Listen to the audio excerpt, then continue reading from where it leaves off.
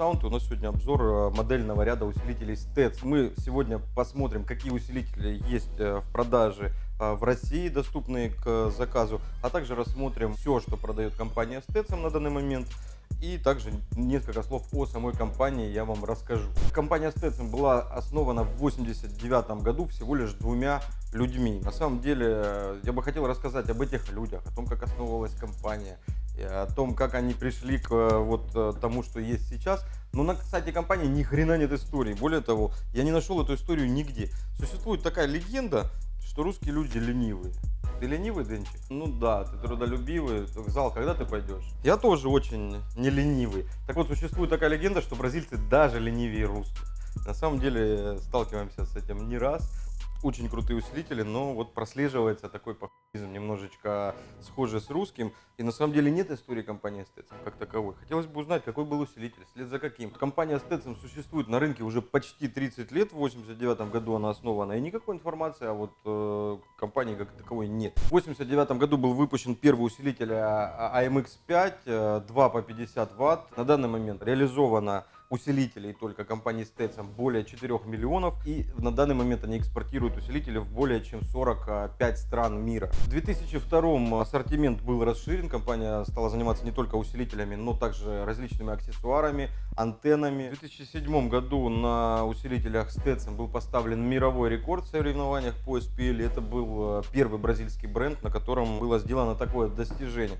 На данный момент компания производит, кроме усилителей, RCA-кабели, аудиопроцессоры, внешние кроссоверы и много-много других вещей, таких как пульты дистанционного управления, охранные системы и так далее. Но нас с вами интересует больше всего усилители, и про них есть что рассказать. Сегодня у нас здесь на столе практически все усилители, которые вы можете приобрести на данный момент в России. Что отличает усилители STETS? Их всегда отличала огромная мощность, очень компактный размер и не самая лучшая стабильность. Сейчас стабильность усилков доработана, при этом остался компактный размер, очень большая мощность, и при этом сборка, конечно, перешла на гораздо более качественный уровень. Давайте посмотрим с вами на них поближе. Модельный ряд усилителей STETS разбит на несколько линеек, не все они у нас завозятся в Россию. Расскажу о наиболее интересных из них. Линейка Export Line — это в основном те усилители, которые у нас здесь есть. Они включают в себя мощные моноблоки, такие как 10500, 8006 и 5 киловаттники. Модельный ряд HL Highline — это у нас многоканальные усилители, то есть больше одного канала, четырехканальники. Линейка Vision — это усилители с прозрачной крышкой, у которых видно кишки. Линейка Iron, наиболее интересные для вас усилители сегодня, я вам их покажу. Это у нас четырехканальник, то есть 4 по 70 Вт. Также есть High Voltage линейка, это усилители высоковольтные, и с высокой мощностью, соответственно. Они работают в сетях 200 плюс, 300 плюс вольт и озвучивают те самые бразильские стены, которые поднимают пыль с земли, заставляют двигаться волосы у девушек на расстоянии средними частотами, не бас. И это происходит на улице, не в закрытом помещении. Очень часто спрашивают, чем усиливать такие массивы. Для этого как раз используются такие высоковольтные усилители. Усилители очень монолитные, очень приятные на ощупь, и, надо сказать, это субъективно, но очень красивые. Мне очень нравится такой дизайн. Все усилители у нас широкополосные, это значит, что они воспроизводят не только низкие частоты, фильтр у них позволяет воспроизводить и средние, и высокие. Кроме привычных нам HPF и LPF, и я бы сказал бас-буста, у нас есть еще бас-буст на средние и высокие частоты, то есть мы получаем такой полноценный эквалайзер. Мы можем добавить бас, мидбас и средние. Высокие здесь нет. Про 15 кГц также, я думаю, они лукавят. И у нас есть кнопка Clip Limit. Если верить официальному дистрибьютору в России, она работает очень круто. То есть он ограничивает вам искажения именно на максимальной мощности этого усилителя. Стоит обратить внимание, что на STETS на самом усилителе написано сопротивление, в которое он предназначен работать. Это либо 1 Ом, либо 2 Ома. Сейчас постараюсь объяснить, для чего они это делают. Они поднимают напряжение на блоке питания для того, чтобы уменьшить силу тока. Таким образом, мы, имея например, 2 Ома сабвуферы, один там или несколько, которые мы не можем скоммутировать по-другому, можем взять не одноомную версию усилителя, а двухомную, и при этом получим большую мощность. Если же у нас сопротивление очень низкое, то по закону Ома при низком сопротивлении у нас очень сильно вырастет сила тока, а усилители, которые двухомные, у них повышенное напряжение на блоке питания, но низкий ток. Они не рассчитаны на такую работу, поэтому эти штуки взрываются. Не любят некоторые версии этих усилителей бразильских низкое сопротивление. Вот то, о чем я вам говорил. Есть одноомная версия и двухомная, и заявки пошли у нас в 1 Ом, 2 Ома и так далее. Вот мы видим, что у одноомной версии заявка в 1 Ом 11600, а в 2 Ома отсутствует. Таким образом, если мы возьмем, если у нас 2 Ома и мы не можем это изменить, то одноомная версия отдаст нам очень мало, а двухомная отдаст нам кратно больше. Аккуратно выбирайте, понимайте, какое сопротивление у вас будет. Также учитывайте рост сопротивления. Если у вас сопротивление полуома, не берите двухомную версию. Она может устроить вам нехеровый пожар. Или в лучшем случае просто щелкнуть. Если у вас высокое сопротивление, не берите одноомную версию. Лучше возьмите двушку. Кроме широкополосных моноблоков, у нас есть опять же широкополосные многоканальники. Это 2- и 4-канальники. Двухканальники, к сожалению, уже закончились, не успев прийти в Россию. Очень быстро их разобрали. Ну, очень большой спрос на 2 мощных канала. Как правило, это калитки качать, да, 2 двери. В сегодняшнем обзоре у нас представлено 3 модели: 2000.4, 1200.4 и 800.4. Все 4-канальники. И в обзоре аватара была уже такая вещь, я говорил, лукавят сейчас, или это маркетинговый ход производителей. Раньше было принято писать мощность, точка, количество каналов, и мощность там обозначала мощность каждого из них.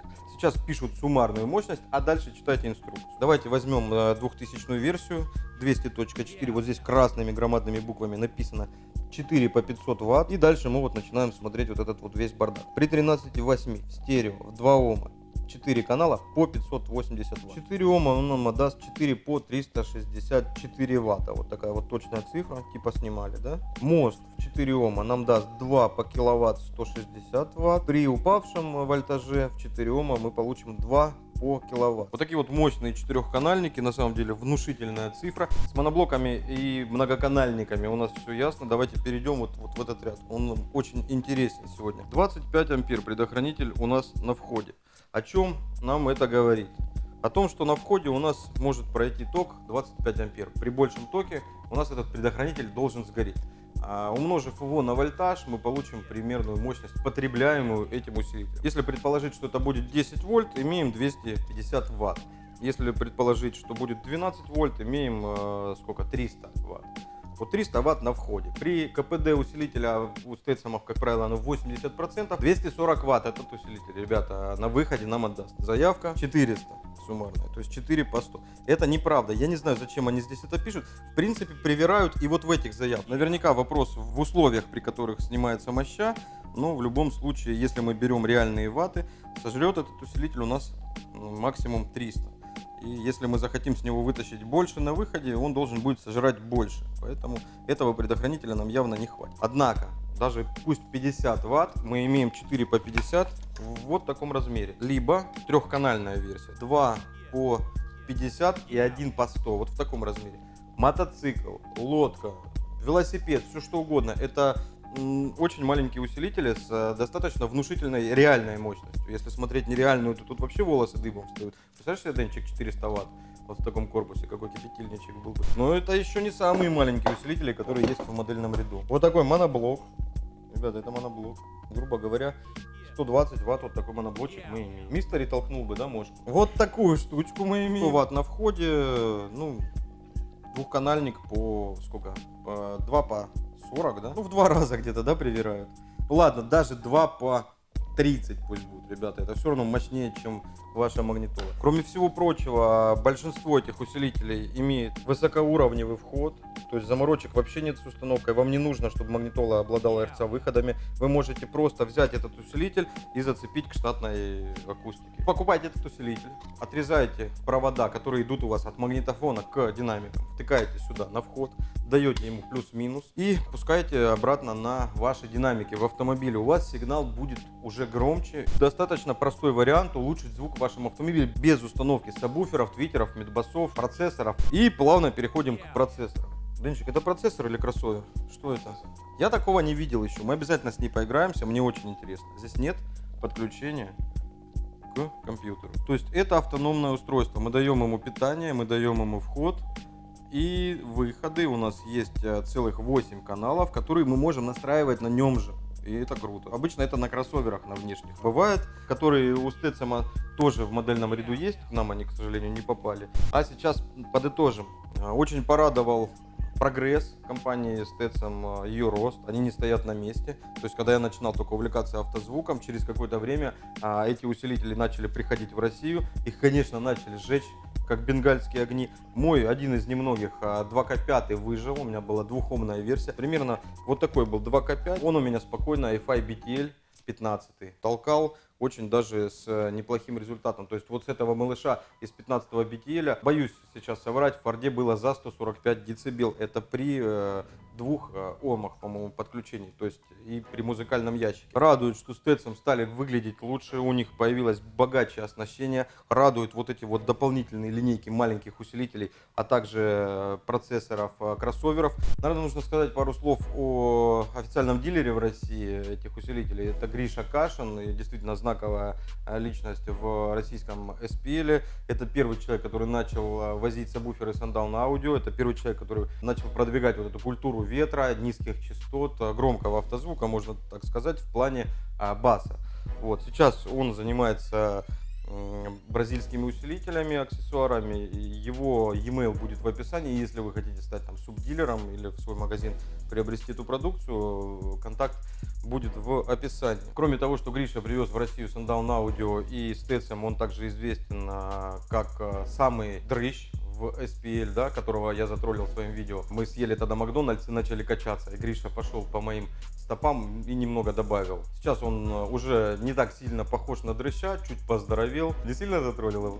Гриша не обидится, да? Я надеюсь, что Гриша Кашин в ближайшее время привезет нам больше Stetson. У них очень много в каталоге классных вещей, которые я уже сегодня назвал, там от РЦА кабелей до пультов управления, есть программируемые ИК-пульты. Очень хочется на все эти вещи посмотреть. Компании Stetson пожелать в дальнейшем развития. Спасибо, что комментируете мой инстаграм, я вас тоже читаю. Надеюсь, обзор вам всем понравился и был полезен и информативен. Если я что-то забыл упомянуть или вы хотите что-то добавить, пишите обязательно это в комментариях, но обязательно делайте это культурно. Всем пока, живите громко.